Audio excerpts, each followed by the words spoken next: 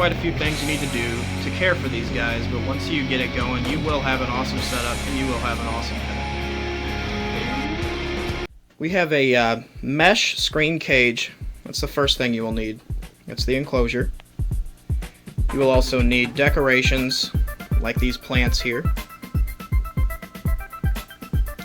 You can pick any kind of plants that you think are cool that your chameleon would be able to drink off of. You do spray your enclosure twice a day, so the plants are mainly for them to be able to drink off of and to hide in. You'll also need vines for them to climb on, or tree branches.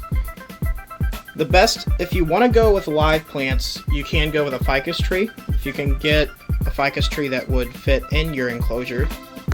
Most ficus trees grow pretty large, a little bit too big for this size of an enclosure.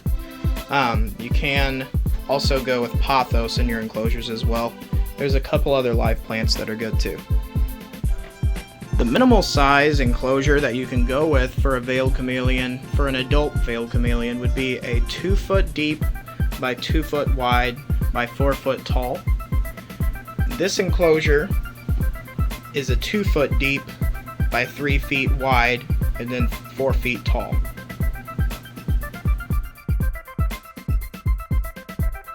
Alright guys, let's start with a few facts on veiled chameleons. Veiled chameleons live between 6 and 8 years. Males are usually the larger out of male and female. Quincy's going to be climbing on the camera. I'm going to get around him real quick. To tell a male from a female, males have spurs on their back feet, which I'm going to try to show you. I can't hardly see it. They do have spurs. Oh, you can kind of see a little bit of a bump there on his foot. That is a spur. So this is a male. Males also tend to be larger and more bright in colors. They also have a little bit of a taller veil or hood or helmet, whichever. There is a few different names for the top part of their head. He just wants to get on the camera. Veiled chameleons are from the Middle East, around Saudi Arabia. There is jungles in the Middle East, but they are more of oasis, just small jungles. The area they live in is tropical. It is an area where they year-round can eat vegetation. Veiled chameleons have a bit of a variety in their diet. I mainly feed them crickets. I do feed Quincy some Dubia cockroaches, which Dubia cockroaches can be illegal. They are illegal in certain states, but I live in Illinois and they are legal to feed here. My other chameleon over here, he does not like to eat Dubia cockroaches. I think they're too big for him or something, I don't know, he will not eat them. They can also eat some mealworms, waxworms, and superworms, but I don't usually feed them too many just because of the exoskeletons of the superworms and mealworms, and waxworms are pretty fatty, so I'm not feeding them a ton of those. They are okay as an occasional treat whenever you mix them in with their greens. That's what I usually do, is mix them in with their greens. And the types of greens that they can eat are mustard greens, turnip greens, and collard greens. Those are the 3 that I feed. There is more. I will be putting a list of all the greens and different things you can feed your chameleons in the description below.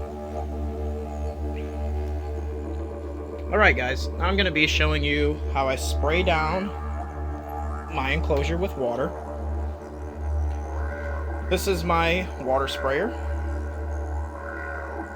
You can buy this at a local home and garden store. You have your wand and you have your trigger here. You'll be spraying it down with water. Showing you how I water down the enclosure. Try to get all the plants.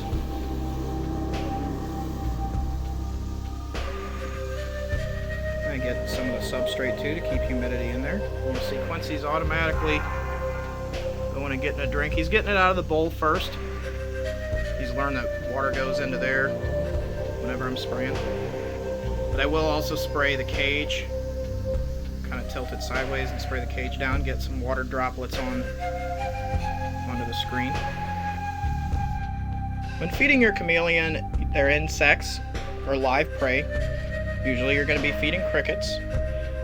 When you feed them their crickets, you will need to be dusting them every day with calcium. This is the calcium I use. It's Repti Calcium by ZoomEd. What I'll do is I'll put my crickets in this jar here. This one's actually for the vitamin supplement. And I will shake them around everywhere. And then use this to throw my crickets in. As I said, there's a multivitamin I use. The multivitamin I use is RepCal. This you will use once a week instead of the calcium. Usually do this on Sundays. I'll use a different shaker and put the crickets in, and then put a little bit of multivitamin in. I'm going to show you guys how I feed my chameleons. I use the calcium. I'm going to set this on the ground so I can show you guys. Use your calcium. You have your container with some crickets. That is not the full amount of crickets I feed him every day. I'm going to be trying to get him to eat some of these for you. Just shake some calcium in there. And shake this up. And what you can do is use a plastic bag. I like this tub a lot better because I'm not smashing the crickets too much. Then I take my crickets and I kind of throw them on the cage some. Try to have a couple stick to it so you can see them.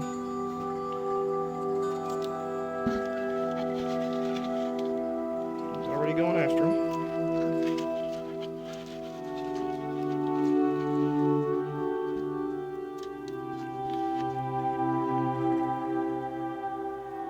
They should be pretty white with calcium. They should be having a good layer of calcium on them. Not too much though.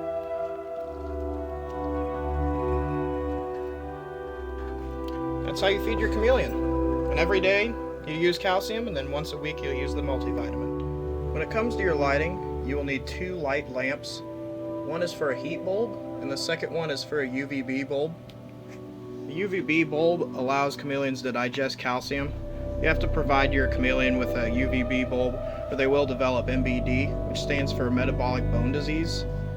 MBD is basically when a reptile gets an imbalance in calcium and vitamin D levels, which can cause them to get limp.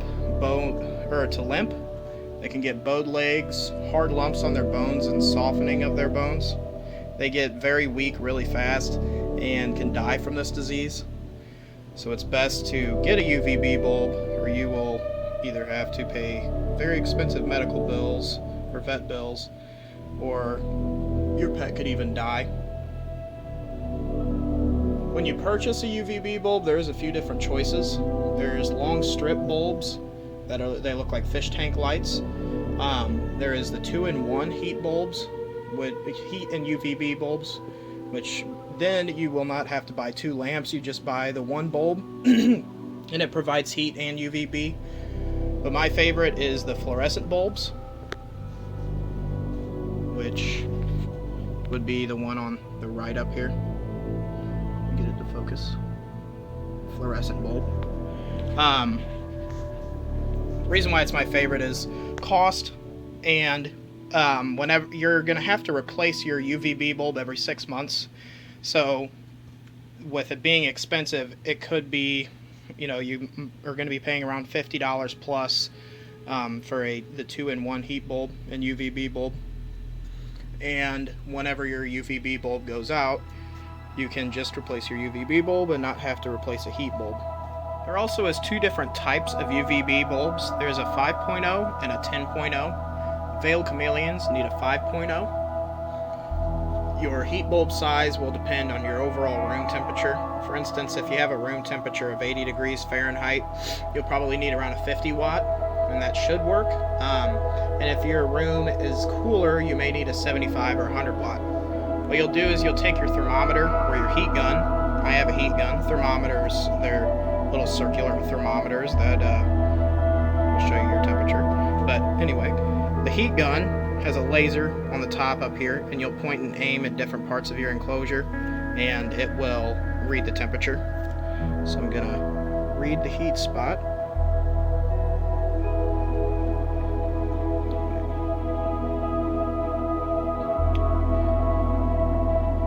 It's showing 85 degrees, which is the lowest you can have your heat spot at. I'm probably going to need to adjust my light a little bit down to about 90 degrees. 90 degrees is the happy medium. And then your cool side can be between 72 and 80 degrees. So I'm going to check the cool side and see where it's at.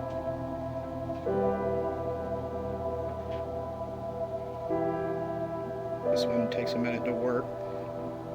And it is showing 72 degrees. So that is perfect. It could be a little warmer. It could go all the way up to 80 degrees, so 72 is fine.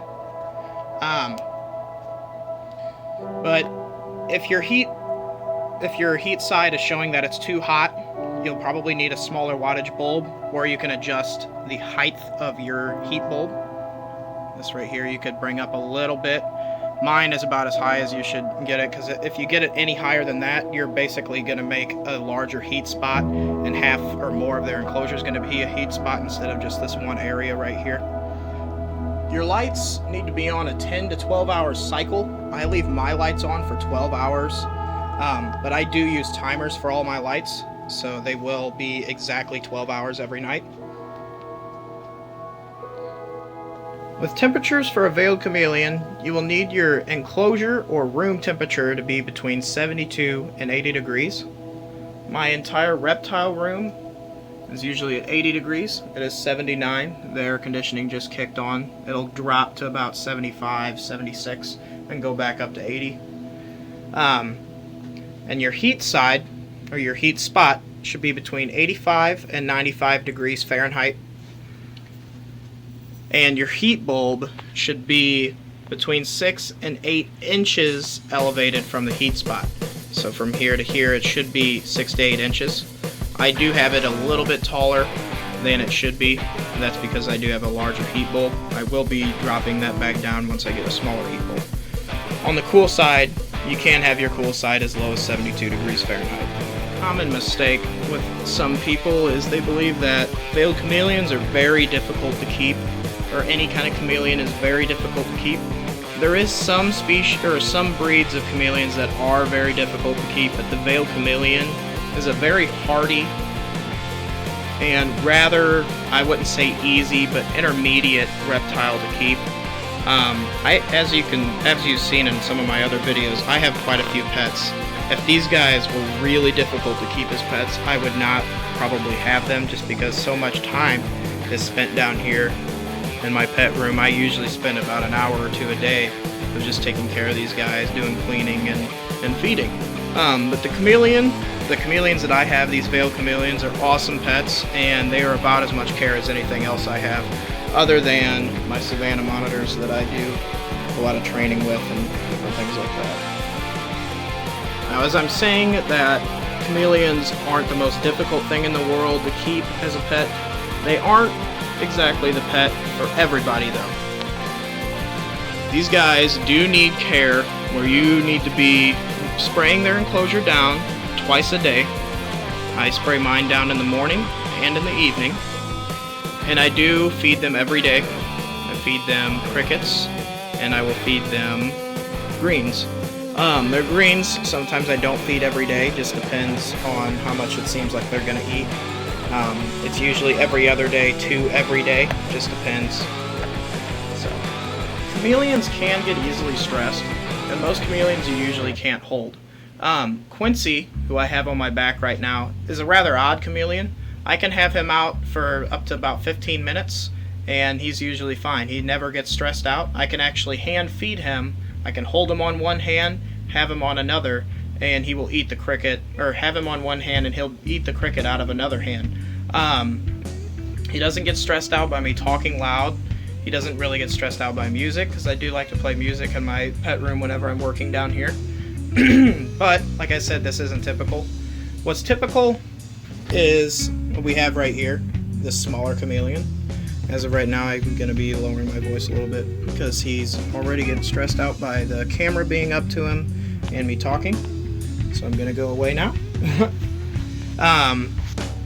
But they are really cool pets. They are very rewarding pets that you can have a lot of fun with. And mainly, you're going to be watching them. They're going to be kind of like having fish or something like that. But you find that perfect chameleon that you can hold, go ahead and hold them. I don't really suggest holding them for hours on end. I'll hold Quincy as long as about 15 minutes, and then I'll put him back up, just in case if he gets stressed out. Because you can't usually tell what a reptile, you can't tell his emotions from reptiles as easily as you can as a person or a dog or a cat. If they get mad, there might be some hissing, but they're not going to be changing their facial expressions or anything like that, usually. The Savannah monitors, you can tell whenever they're upset. Whenever they're mad, they're going to be hissing, they're going to be puffing up and all that.